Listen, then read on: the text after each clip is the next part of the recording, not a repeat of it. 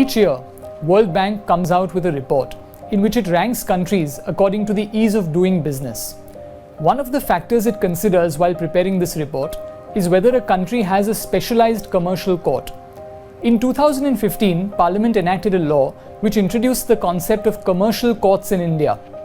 However, it seems that the Commercial Courts Act was enacted to enhance India's rank in the World Bank Index rather than to bring about any meaningful change in the judicial system.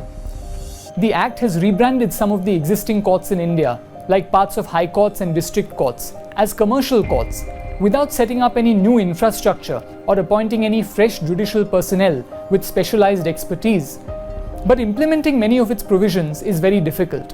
For example, the Act says that oral evidence must be recorded on a day-to-day basis and a case must close 6 months after the first case management hearing.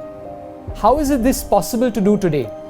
There were 5,259 original civil suits pending in the Bombay High Court recently, with only about 2 or 3 judges who handle this immense caseload.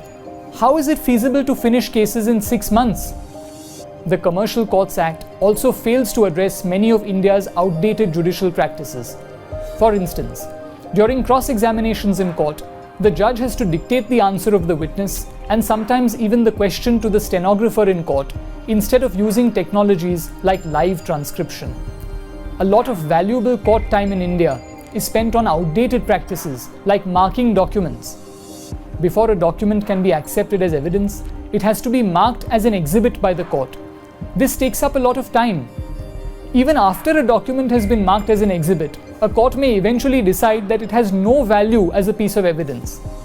This practice makes sense in a jury system, where lay jurors may be influenced by legally inadmissible documents.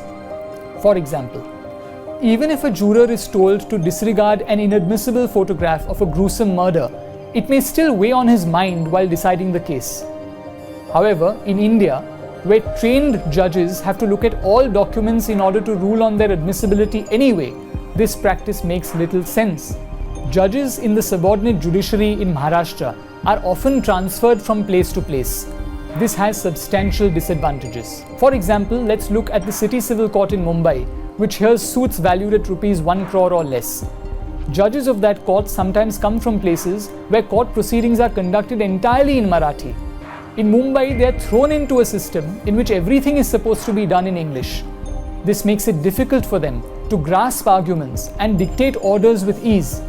Many of those judges may not have been exposed to the heavy commercial litigation which goes on in a place like Mumbai, having done mostly criminal law in the districts. What India therefore needs is meaningful changes to its judicial system.